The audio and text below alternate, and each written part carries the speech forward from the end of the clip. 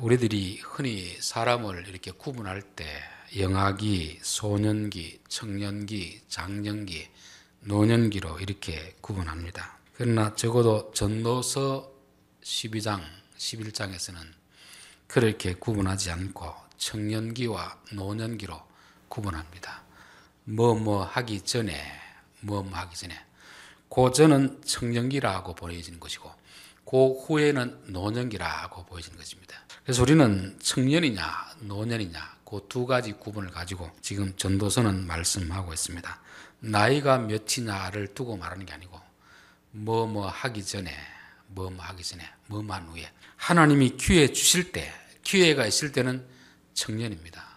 이미 기회가 사라지면 그때는 노년이 되는 거죠. 그래서 우리는 나이가 아무리 많더라도 70이고 80이라도 하나님이 우리에게 건강 주셔서 하나님 앞에 나올 수 있을 때는 청년입니다. 몸은 비록 나이가 많아서 노년이라 할지라도 우리 성도들의 마음은 항상 청년의 마음으로 살아야 되겠다. 또 청년이다 노년이다 하는 것도 육체적 나이를 가지고 말하는 게 아니고 은혜 받을 때 은혜 받을 준 사람은 청년이고 아무리 젊어도 은혜 받지 못하면 노인이 되는 것입니다. 변화할 때 변화할 수 있으면 아무리 나이가 많아도 청년이고 나이가 젊더라도 변화가 없으면 노인이라고 그렇게 성경은 말씀하고 있습니다. 그래서 저는 우리 성도들이 몸은 늙어도 마음은 항상 청년으로 살다가 청년으로 주님 앞에 서야 될 줄 믿습니다.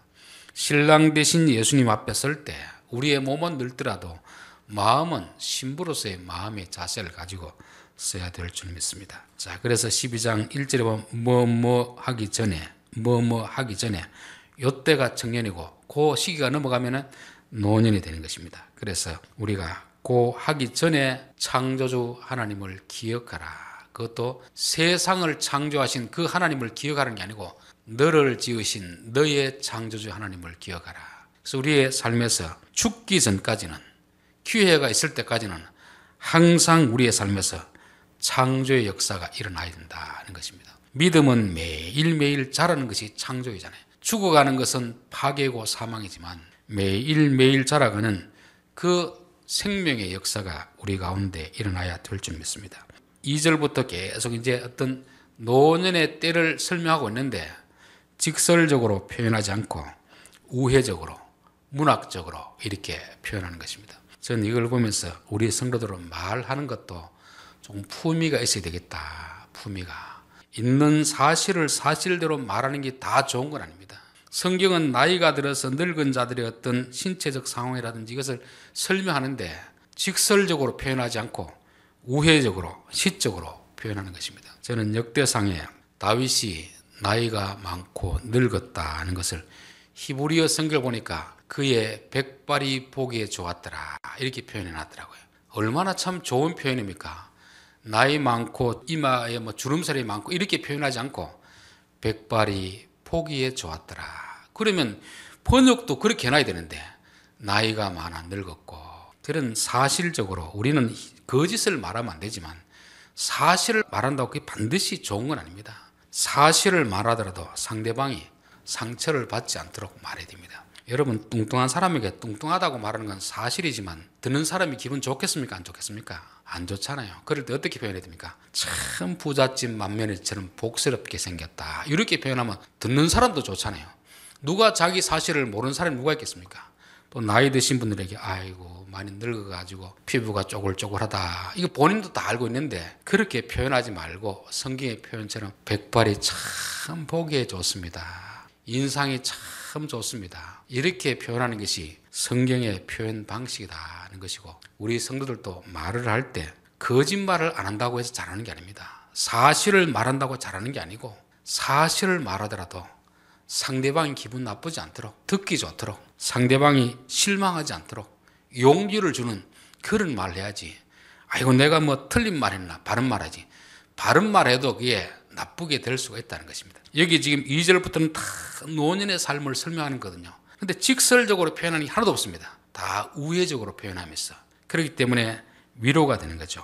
그래서 자문에 보면은 백발은 영화의 면류관이다. 노인의 아름다움은 백발이다.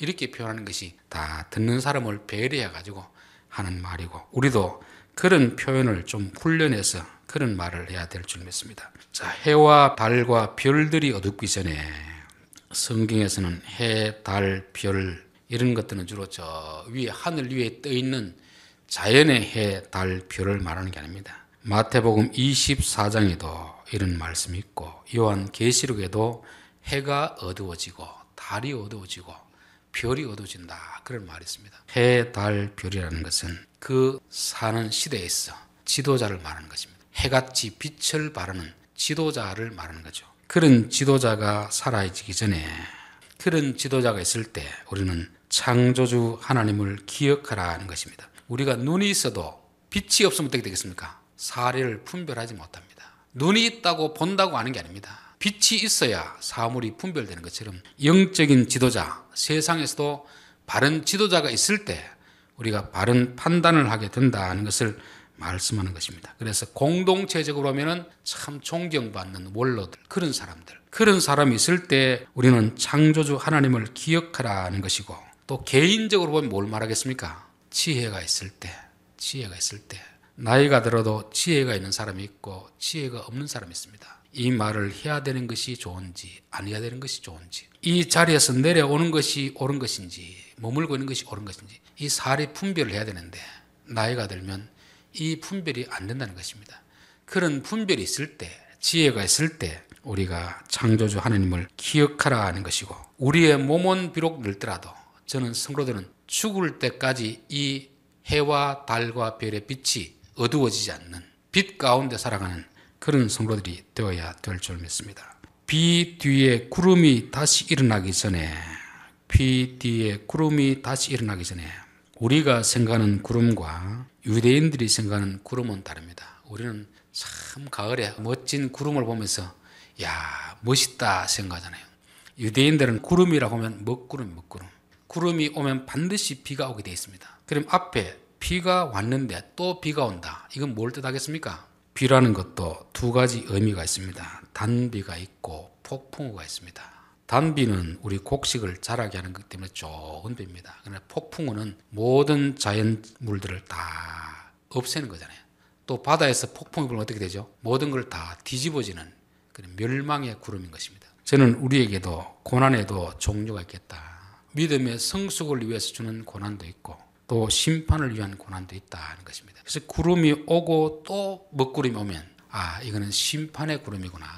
즉 우리가 심판당하기 전에 창조주 하나님을 기억하라 하는 것입니다. 병이라는 것도 그렇잖아요. 어떤 병은 병이 와서 고침을 받는 병이 있고, 어떤 병은 그 병 때문에 병원을 갔다가 죽음에 이르는 병이 있습니다. 그래도 내게 닥치는 고난이 이게 마지막일 수 있겠구나. 그럴 때는 그 마지막이 되기 전에 창조주 하나님을 기억하라고 말씀합니다. 신약에 보면은 유대인들이 넘어진다고 할 때는 두 종류의 넘어짐이 있습니다. 하나는 넘어져서 완전히 일어나지 못하는 그런 넘어짐이 있고, 넘어졌다가 다시 일어나는 그런 넘어짐이 있습니다. 완전히 넘어지는 그런 넘어지기 있기 전에 창조주 하나님을 기억하라.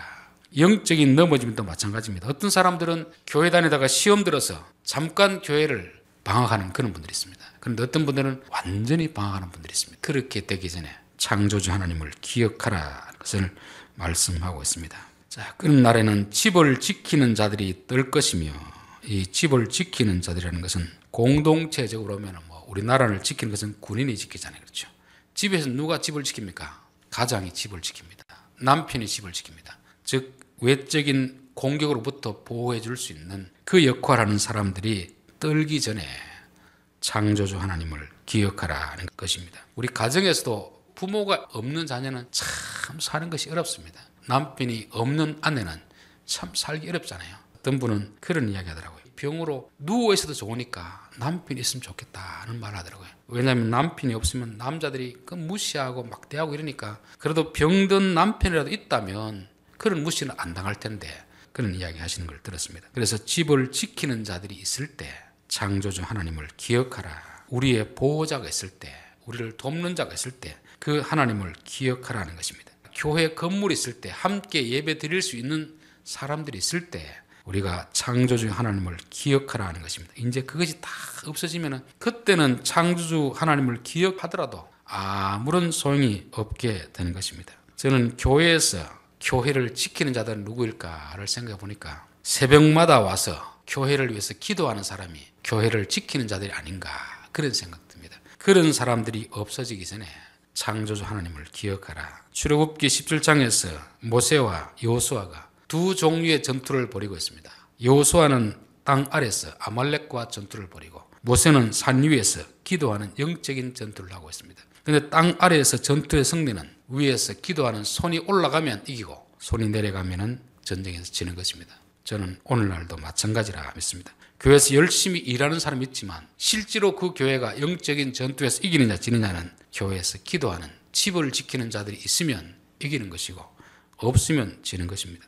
가정에서도 마찬가지입니다. 비록 내 부모가 연세가 많더라도 자녀들을 위해서 기도해 줄 때 그분들이 있을 때는 자녀들이 안전합니다. 그러나 기도하는 부모님이 돌아가시고 나면 자녀가 열심히 해도 어려움을 당하는 거죠. 그래서 우리가 집을 지키는 자들이 있을 때 가정에도 그렇고 교회도 그렇고 나라에서도 집을 지키는 자들이 있을 때 우리가 하나님을 기억하면서 그 말씀을 따라 살아가야 될 줄 믿습니다. 힘 있는 자들이 구부러질 것이며 힘 있는 자들은 바로 일꾼이죠. 일꾼. 집안에서도 그렇고 교회에서도 그렇고 일꾼이 있어야 그 공동체가 돌아가게 되어 있습니다. 일꾼이 없으면 어떻게 그 공동체가 돌아가게 되겠습니까? 개인적으로 보면 손과 발입니다. 손과 발을 정상적으로 사용할 수 있을 때 하나님을 기억하고 창조주 하나님을 기억하라는 말은 단지 기억만 하라는 게 아니고 너희들이 그 손과 발 힘을 가지고 하나님의 구원의 역사에 쓰임받는 일을 하라는 그런 뜻입니다.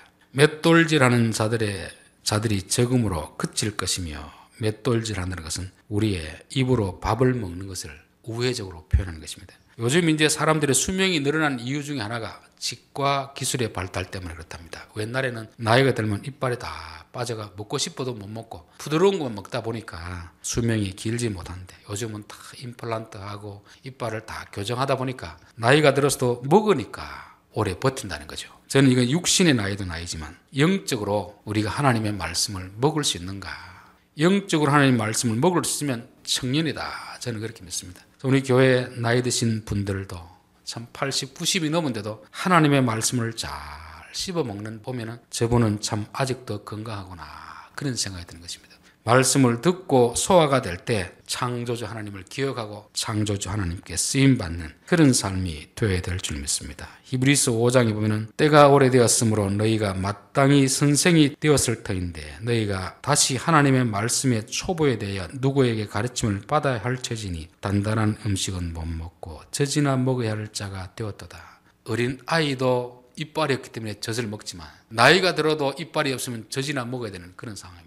우리가 믿음이 부족하면 하나님의 말씀을 깨닫지 못하는 것입니다. 남들이 다 가르쳐줘야 깨닫고 그것은 어린아이의 수인 것입니다. 그럼 나이가 많더라도 하나님의 말씀을 읽고 깨닫고 설교를 듣고도 깨달음이 있다면 우리의 이빨은 아직도 건강한 이빨이 되는 것입니다. 창들로 내어다 보는 자가 어두워질 것이며 이 눈이죠. 눈.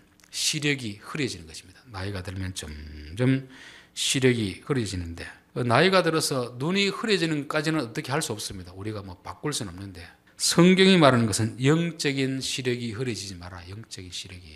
창세기 27장에 보면 이삭이 나이가 많아 눈이 어두워 잘 보지 못하였더니 이건 육신의 눈만 어두워졌다는 게 아니고 영적인 분별력이 어두워진 것입니다. 그로 인하여서 야곱에게 축복해야 될 이삭이 에서에게 축복하려고 하다가 형제지간 원수가 되는 그런 일이 있습니다. 창세기 46장 10절에 보면 이스라엘의 눈이 나이로 말미암아 어두워져서 보지 못하더라. 야곱은 육신의 눈은 어두워졌는데 나중에 요셉이 아들을 데려와 가지고 축복을 할 때 오른쪽에는 므낫셋을 왼쪽에는 에브라임을 앉혔습니다. 그런데 육신으로는 눈은 보지 못하는데 손을 어긋맞겨 축복을 했습니다. 하나님이 육신적 장남에게 복을 준 게 아니고 영적인 장남에게 복을 준다는 것을 야곱은 알았던 것이죠.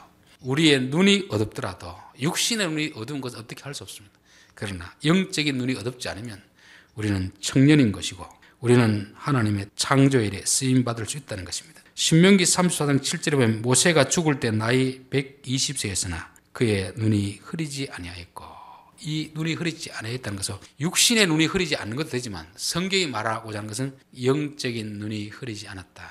그래서 그가 40년을 죽도록 고생하고 너는 여기서 죽으라 할 때, 예, 알겠습니다. 만약에 영적인 눈이 흐렸다면 어떻게 하겠습니까? 하나님, 나 그렇게 고생시켜놓고 가나안 땅에 발도 안 들여보냅니까? 너무한 거 아닙니까? 따질 수 있는데 모세는 영적인 눈이 흐리지 아니하였더라. 하나님이 왜 들어가지 말라고 하는지 알았기 때문에 거기서 하나님 말씀에 순종하고 순순히 죽어가는 그런 모습을 보인 것입니다. 사무엘상 4장 15절에 그때 엘리의 나이가 98세라 그의 눈이 어두워서 보지 못하더라. 육신의 눈도 흐렸지만 영적인 눈이 흐렸기 때문에 하나님의 계시를 보지 못하고 오히려 어린 사무엘의 계시를 보고 듣고 알려주는 그런 상황이 되었던 것입니다. 저는 우리 성도들이 우리 나이가 많아도 육신의 눈은 흐리더라도 영적인 눈은 흐리지 않기를 바라겠습니다. 길거리 문들이 닫혀질 것이며 이것은 귀가 어두워지는 것을 말합니다. 우리의 신체 중에서 가장 오랫동안 작동하는 곳이 귀랍니다. 그래서 사람들은 죽는 사람 앞에 가서도 나쁜 소리 하면 안 됩니다. 다 듣고 있답니다. 자, 우리는 육신의 귀도 밝으냐 잘 듣느냐 그것도 중요하지만 무엇보다 영적인 귀가 열려 있어야 영적인 청년으로 살아갈 수가 있습니다. 즉 말씀이 들리느냐, 성경을 보고도 하나님의 음성을 들을 수 되고 세상에서 집안의 어린아이를 통해서도 하나님 하는 말씀을 들을 수 있다면 그 나이가 90이든 100이든 우리는 영적인 청년으로 살아갈 수가 있는 것입니다. 결론입니다. 성경에는 청년과 노인으로 나눌 때 뭐 하기 전에 뭐 한 후에 기회가 있을 때는 눈에 보이고 귀에 들려지고 지혜가 있을 때는 청년입니다. 나이가 80, 90이 죽음 앞에 서더라도 이런 분별력이 있고 지혜가 있으면 청년입니다. 그때는 창조주 하나님을 기억하고 그 하나님의 손에 붙들려서 창조의 역사, 구원의 역사를 써가라는 것입니다. 그러나 그 기회가 지나버리면 더 이상 할 수 없기 때문에 그 전에 청년으로서 살아가라는 것입니다. 여러 가지 표현들 직설적으로 표현하지 않고 우회적으로 표현하는 이유는 늙은 사람에게 늙었다고 하면 기분 안 좋습니다. 오히려 백발이 포기에 아름답습니다. 적어도 성도는 말할 때 품위가 있고 상대방을 배려하는 그런 말을 하는 줄 알아야 청년으로 살아갈 수가 있는 것입니다. 해, 달, 별들이 어둡기 전에 영적인 지도자가 사라지기 전에 내게 지혜가 사라지기 전에 창조주 하나님을 기억하라. 비온 뒤 구름이 오기 전에 우리의 고난도 고난 뒤에 다시 회복이 있을 수 있는 고난이 있고 마지막 죽음에 이르는 고난이 있습니다. 죽음에 이르는 고난이 오기 전에 창조주 하나님을 기억하라는 것이고 집을 지키는 자들이 뜰 것이요 가정의 가장들, 남편들 또 개인적으로 봤을 때 팔과 다리가 성할 때 하나님을 기억해 하나님께 쓰임받을 수 있는 것입니다. 힘 있는 자들이 구부러질 것이요 일꾼들이 있을 때 일할 수 있을 때 창조주 하나님을 기억해야 됩니다. 맷돌질하는 자들이 적어질 때, 즉 우리가 먹을 수 있을 때 육신의 양식도 먹을 수 있을 때 힘이 있어야 일을 하잖아요. 영적인 양식도 먹고 소화할 수 있을 때 그때 창조주 하나님께 쓰임받을 수 있는 것입니다. 창들이 내어다 보는 자가 어두워질 것이며 눈이 흐려지기 전에 육신의 눈은 흐려진다 할지라도 영적인 눈은 늘 밝은 상태가 되어야 됩니다. 길거리 문들이 닫히기 전에 귀가 밝아야 되는데 육신의 귀는 어둡더라도 영적인 귀는 밝아야 됩니다. 하나님이 하시는 음성을 들을 수 있는 자가 되면 우리는 아직도 청년이고 그때 하나님을 기억하면 하나님은 우리를 통하여서 창조의 역사를 펼치신다는 것입니다. 기도하겠습니다.